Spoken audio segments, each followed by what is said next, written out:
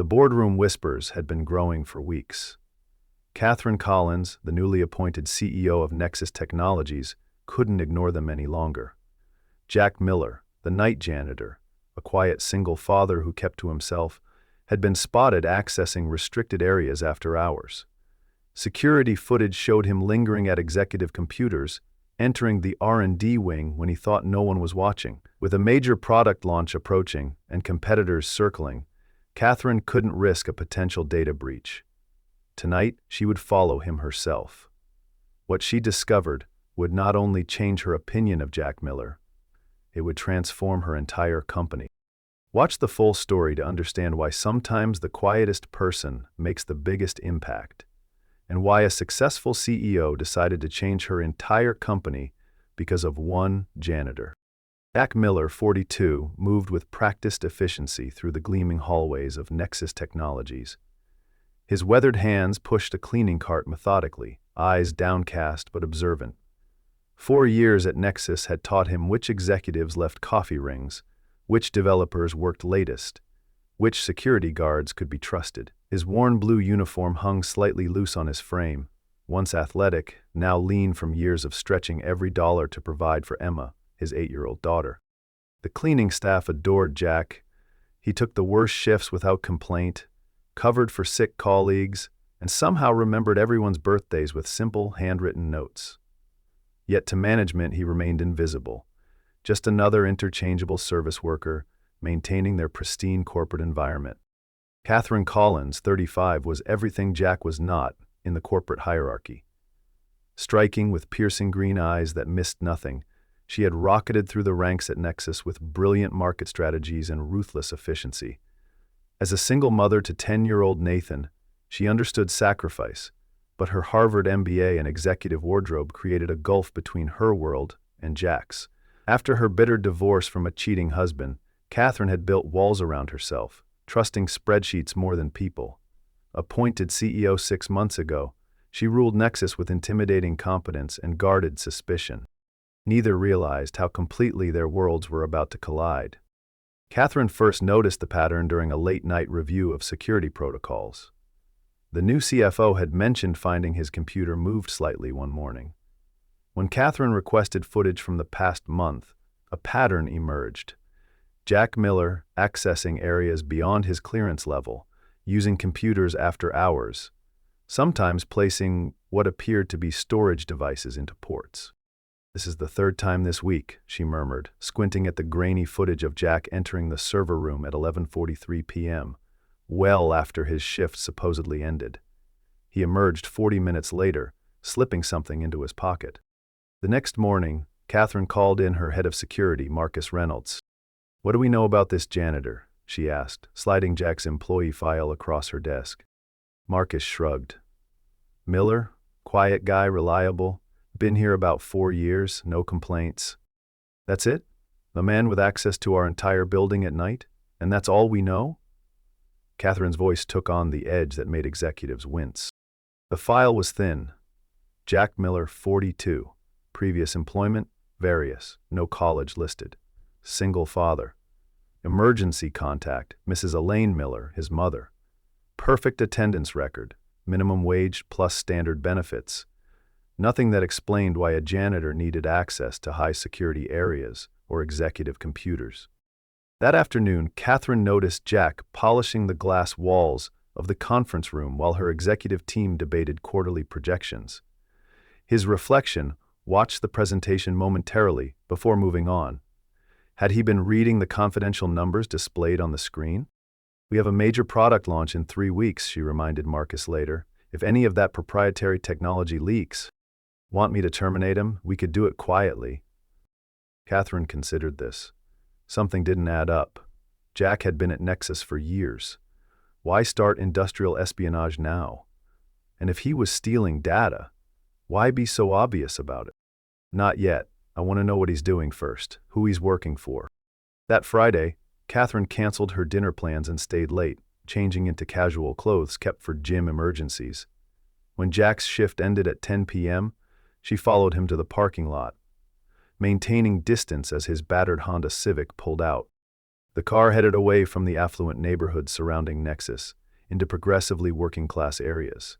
Katherine kept 3 cars between them, heart racing. Was he meeting contacts? Selling Nexus's intellectual property? After 20 minutes, Jack parked outside a rundown community center. The faded sign read Westside Community Resource Center. Jack retrieved a worn backpack from his trunk and walked inside. Katherine waited 5 minutes before following. Through a window, she could see Jack setting up laptops in what appeared to be a classroom. Children began filing in, mostly teenagers, some younger, from visibly diverse backgrounds. Jack greeted each by name, helping them settle at workstations. Confused, Katherine slipped inside, lingering in the hallway. She could hear Jack's voice, warm and authoritative in a way she'd never heard at Nexus. Remember what we discussed about algorithm efficiency? Today we're putting that into practice. Let's build something that actually helps people. Katherine peered around the doorframe. Jack stood before a whiteboard, diagramming what appeared to be a complex software flowchart. The teenagers watched with rapt attention as his confident hands mapped connections between modules. Hands that hours earlier had been emptying trash bins at Nexus. "Mr. Miller," a girl with bright eyes raised her hand. "Could we use this same approach for the community resource database?" "Excellent question, Lucia. That's exactly the kind of application I had in mind." Katherine watched, dumbfounded, as Jack led the class through what she recognized as advanced systems architecture, college-level material at minimum. These children, many wearing second-hand clothes, typed furiously as Jack moved between stations, offering guidance with patient expertise. After class, she followed Jack to another room where younger children waited. From her hiding spot, Katherine watched as he distributed refurbished laptops to wide-eyed recipients. "These are yours to keep," she heard him explain to a boy no older than 10. "I've installed educational software and basic programming tools. The password is your birthday, just like we practiced." The boy hugged the laptop to his chest like a treasure. When Jack finally emerged from the center 3 hours later, Katherine ducked behind a column. She watched him load empty containers back into his car. The same containers she'd seen him carrying out of Nexus. Not stolen technology, but donated equipment. Her phone vibrated with an urgent email from her assistant. Distracted, Katherine failed to notice Jack approaching until he spoke. "Ms. Collins, is everything all right?" She froze, caught in her surveillance. Jack stood a respectful distance away, confusion evident on his tired face. "I was just dropping off donations," she improvised, gesturing vaguely toward the center. Jack's expression remained neutral, but his eyes, surprisingly sharp and intelligent, reflected disbelief. "The center always appreciates support," he said carefully, "especially from someone like yourself." "Someone like myself? Someone with influence?" He hesitated. "If you're interested in the program, I'd be happy to show you around properly next time. We teach coding, digital literacy, resume building, basic skills that might help these kids break cycles of poverty. And you're qualified to teach these things because..." The question came out more accusatory than intended. Something shuddered in Jack's expression. "Good night, Ms. Collins." He walked to his car without looking back, leaving Katherine with more questions than when she'd arrived. The next morning, Katherine instructed her assistant to compile everything available on Jack Miller. By afternoon, she had her answer, one that made her sink into her chair in disbelief. Jack Miller wasn't just qualified to teach programming. According to archived articles and patents, he had once been Jonathan Jack Miller, Senior Systems Architect at Empirical Software. More startling, he had been part of the original development team for the core technology that Nexus had later acquired and built their flagship products upon. "This can't be right," Katherine muttered, scanning employment records. Jack had held a prestigious position at Empirical, then abruptly disappeared from the industry 5 years ago.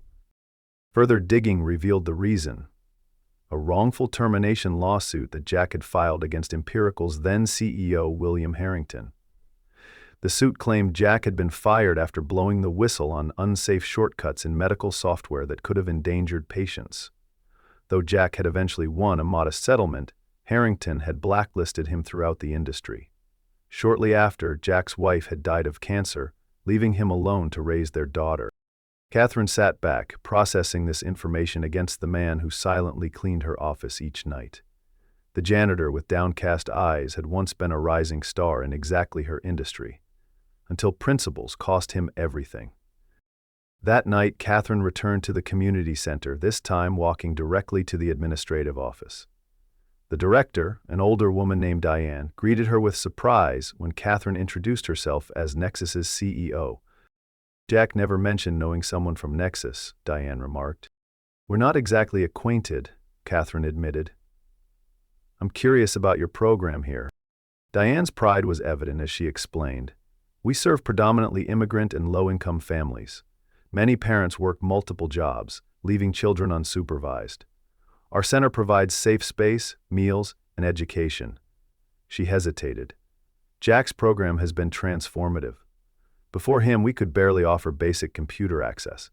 Now we have coding classes, digital literacy, even internship preparation." "And Jack provides this for free?" Diane's expression softened.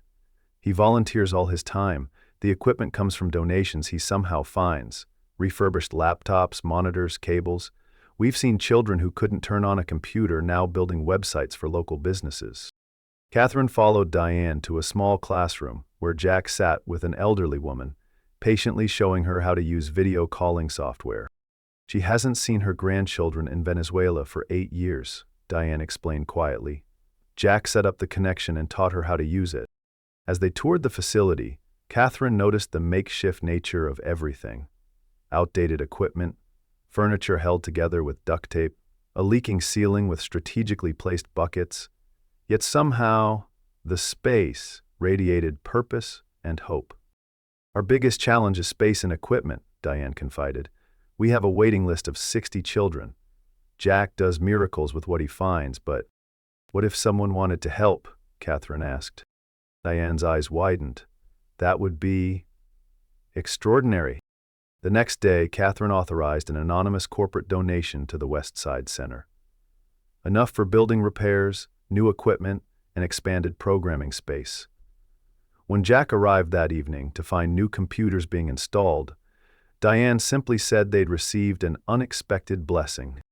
Over the following weeks, Katherine found herself inventing reasons to work late, observing Jack from a distance. Once aware of his background, she noticed the incongruities. How he methodically organized server cables that most janitors would jumble together. How his eyes lingered on code displayed on developer screens. The careful way he handled electronic equipment others might treat as trash. When developers left prototype tablets unattended, Jack didn't steal them. He adjusted their position to prevent overheating. When confidential documents were carelessly left out, he didn't photograph them, he placed them in secure drawers. The man she'd suspected of corporate espionage was actually providing unpaid security oversight. Katherine was still processing these revelations when crisis struck Nexus. 3 days before their major product launch, the development team discovered a critical flaw in their flagship software, one that threatened to delay release by months and potentially cost millions in lost revenue and stock devaluation. The executive floor became a war zone of blame and panic. Katherine ordered an emergency meeting of all senior technical staff. Solutions proposed were either too time-consuming or risked introducing new problems. As the meeting descended into finger-pointing, Katherine noticed Jack quietly cleaning the adjacent conference room, his reflection in the glass showing an expression of concerned concentration. On impulse, Katherine stepped out of the meeting. "Jack, could I speak with you a moment?" He followed her to a quiet corner, maintaining a respectful distance. "You were part of the original empirical team that developed our core framework," she stated without preamble. Jack's expression revealed nothing. "You've been researching me." "Yes." Katherine met his gaze directly. "We have a critical system failure in the integration layer. Given your background, I wonder if you might have insights." For a long moment, Jack said nothing. Then, "May I see the error logs?" Katherine led him to her office, ignoring the startled looks from executives as the janitor followed her. She pulled up the diagnostic reports on her screen. Jack studied them intently, his posture shifting subtly as he leaned forward. Transformation visible as the janitor receded and the architect emerged. His fingers hovered over the keyboard questioningly. When Katherine nodded permission, he began typing with confident precision, navigating complex system architecture with evident familiarity. After 20 minutes of focused work, he straightened. The integration layer isn't the primary problem. It's a memory allocation issue in the underlying framework, something we encountered in the original development. He pointed to specific sections of code. These workarounds are triggering cascading failures when the system scales beyond certain parameters. Can it be fixed before launch? Katherine asked. Jack nodded slowly. With the right approach, I'd need to see the full code base to be certain. Katherine made a decision. Come with me. She led him back to the boardroom, where arguing executives fell silent at their entrance. Without preamble, Katherine announced, "This is Jack Miller.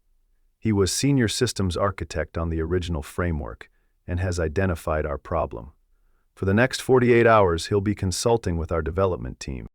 The CTO's incredulous "the janitor" hung in the stunned silence. Katherine fixed him with a level stare.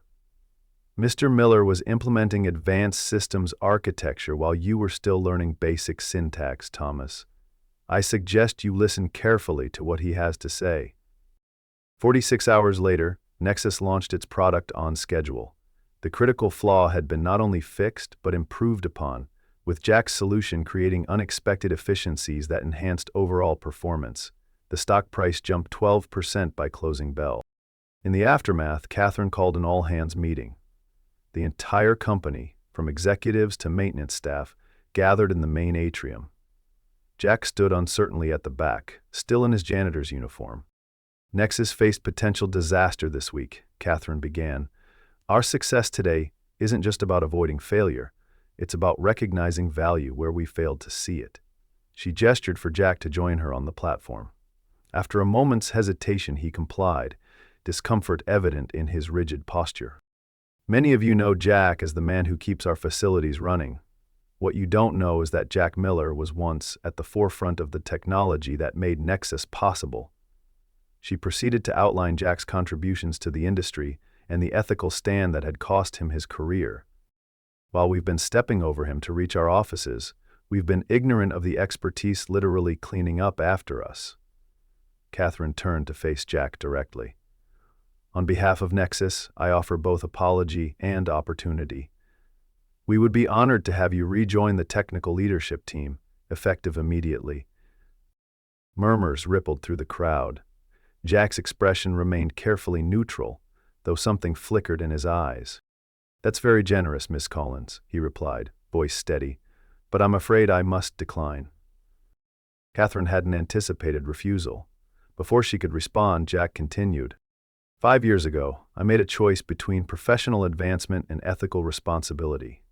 That choice cost me my career, but preserved something more valuable." His voice gained confidence as he spoke. "In losing that world, I found another. The children and families I work with at Westside Center need advocates and mentors. More than this company needs another systems architect." Katherine recovered quickly. "Then I propose an alternative. Nexus will establish a technology access initiative with the Westside Center as our flagship partner. We'll provide equipment, curriculum development, and internship pathways. Most importantly, we need a director of community technology outreach to lead this initiative." She extended her hand. "The position is yours if you want it." The atrium erupted in applause. Something remarkable happened to Jack's face. A genuine smile transformed his features, erasing years of careful guardedness. "This," he said, taking her hand, "is an offer I'd be honored to accept." The transformation began immediately. Jack continued his evening classes at Westside, now with Nexus's full corporate backing. Katherine visited regularly, initially to monitor the investment, then increasingly because she found herself drawn to the center's energy and purpose. On one such evening, she arrived to find Jack teaching Emma and a group of children, including her own son, Nathan. She hadn't planned this intersection of their personal lives, but watching Nathan engaged in learning, his eyes alight with the same passion she'd once felt for technology before executive pressures dulled it, Katherine felt something rigid within herself begin to soften. Jack approached as class ended, his demeanor more relaxed in this environment than at Nexus. Nathan has a real aptitude for spatial reasoning, he offered. He solved a three-dimensional modeling challenge most adults struggle with. Who hasn't shown much interest in my work before, Katherine admitted, watching her son helping younger children pack up their materials. Perhaps because corporate software lacks dinosaurs and spaceships, Jack suggested with unexpected humor. Katherine found herself laughing, a genuine sound that surprised them both. Fair point. As weeks passed, the initiative expanded. Nexus employees began volunteering their expertise. Former center students returned as mentors. Jack's quiet leadership style, so different from Katherine's directive approach, proved remarkably effective at building community engagement. What began as professional respect between CEO and janitor turned director evolved into something more complex. They were both single parents wounded by loss, both driven by principles beneath protective shells. In Jack's dedicated care for others, Katherine recognized a strength different from Mystique, but equal to her own ambition. In her determined efficiency, Jack found complementary purpose to his patient nurturing. The breaking point came during budget reviews, when Katherine defended the initiative against board members questioning its ROI. The Technology Access Initiative isn't charity, she stated firmly. It's strategic investment in future talent and community goodwill. Our quarterly engagement metrics show 32% improvement in brand perception. More importantly, we've already identified 17 exceptional students for our internship pipeline. Commendable, the CFO acknowledged, but the resources allocated seemed disproportionate to immediate returns. Jack Miller created our core architecture, then we relegated him to cleaning floors because the industry blacklisted him for ethical conduct, Katherine responded sharply.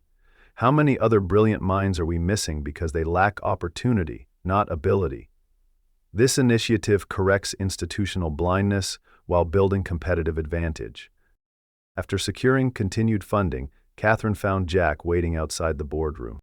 You didn't have to fight so hard for us, he said quietly. Yes, I did. Their eyes held for a moment longer than professionally necessary. That weekend, their children's play date became dinner at Katherine's home, then lingered into evening conversation after the children fell asleep watching movies. Somewhere between discussing curriculum development and sharing stories of single parenthood, personal barriers began dissolving. Why did you follow me that night? Jack finally asked. You could have just fired me for unauthorized computer use. Katherine considered her answer carefully. Something didn't fit. The careful way you worked. I needed to understand before judging. A rare quality, Jack observed. Most people find judgment more convenient than understanding. I've been on the receiving end of convenient judgments too often to trust them, she admitted. Their conversation continued past midnight, two guarded individuals cautiously recognizing reflection in each other. 6 months after Jack's appointment, the West Side Center hosted a formal opening of its expanded facilities. The Jack Miller Technology Lab plaque had been Katherine's surprise, overriding his protests about recognition. The classroom, once cramped and makeshift, now featured state-of-the-art equipment, comfortable learning spaces, and walls adorned with student projects. More significant were the faces. Children from the community alongside Nexus executives. Neighborhood parents beside software engineers. All united in celebrating something built together. As Katherine prepared to address the gathering, she caught sight of Jack kneeling beside a young boy struggling with a coding problem. The patient attention he showed, the same focus, whether helping a child or solving million-dollar technical problems, crystallized everything that had changed at Nexus under their unusual partnership.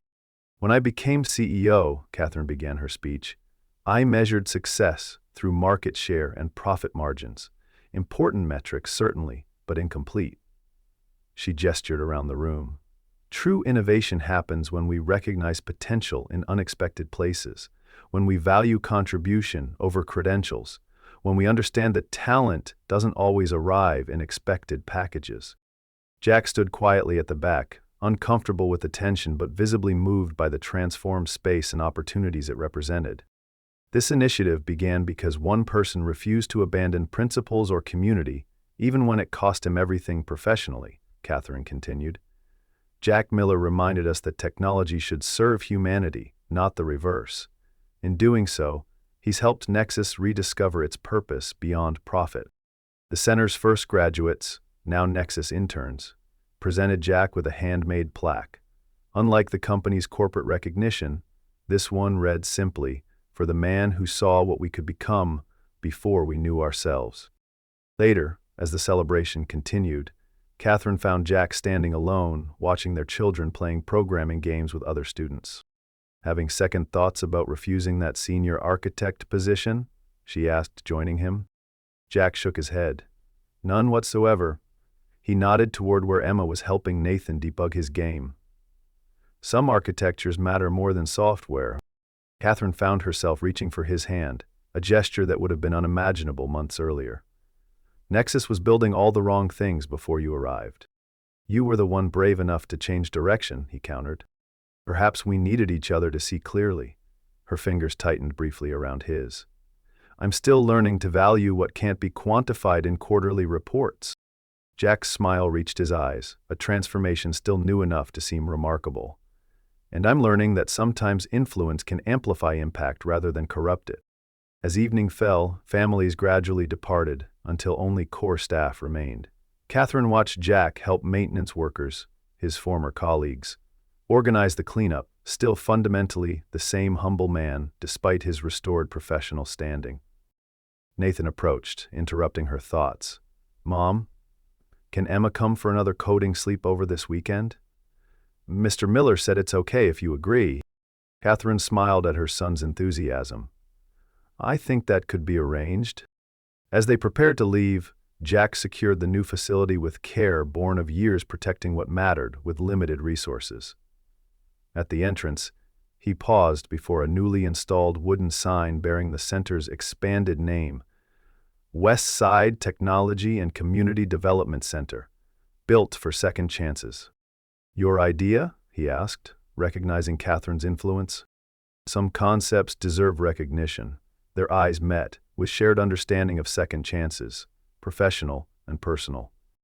Emma and Nathan raced ahead to the parking lot, their friendship uncomplicated by the adult's complex history. Katherine and Jack followed more slowly, their professional partnership evolving into something neither had sought, but both increasingly welcomed. The board approved regional expansion, Katherine mentioned. 5 new centers within 2 years. We'll need someone overseeing the broader initiative, she glanced at him. Someone who understands both the technology and the human element. Jack considered this. Ambitious. Necessary, Katherine countered. Technology access remains the greatest predictor of economic mobility. What you've built here deserves multiplication. They reached their cars, parked side by side, her luxury sedan and his practical Honda, containing children already planning their weekend projects. I'll consider it, Jack promised, if you'll consider something in return. Which is? Joining us for the Wilderness STEM camping trip next month. The children learn environmental monitoring technology. Parents learn to survive without email for 48 hours. Katherine laughed, the unguarded sound still new between them. Terrifying. Growth requires discomfort, Jack reminded her, echoing her own words from a recent strategy meeting. As they prepared to drive their separate ways, for now, Katherine reflected on how completely her understanding had been transformed. 6 months ago, she'd followed a janitor suspecting corporate espionage. Tonight, she was following his lead into community impact she'd never imagined for her company or herself. Katherine, Jack called as she opened her car door. When she turned, his expression held the quiet certainty that had first drawn her attention. Some of the parents are organizing a community dinner next weekend, nothing formal. You and Nathan would be welcome. The invitation hung between them. Professional collaboration edging toward personal connection. We'd like that, she answered simply. As they drove away in opposite directions, her to the executive neighborhood, him to his modest apartment, Katherine caught a final glimpse of the center in her rearview mirror. The building stood transformed, just like the company, just like their understanding of value and purpose. What began with suspicion had become partnership. What started as corporate initiative was becoming community. And something that had begun as professional respect was becoming Katherine smiled to herself, comfortable with leaving that particular development unfinished for now. Some architectures needed time to reveal their full design. Behind her, the center's new sign caught the last light of day, built for second chances. For a company, for a community, for two people who had forgotten how to trust until cleaning floors and running corporations proved unexpectedly compatible paths to remembering. The story wasn't finished. In many ways, it was just beginning.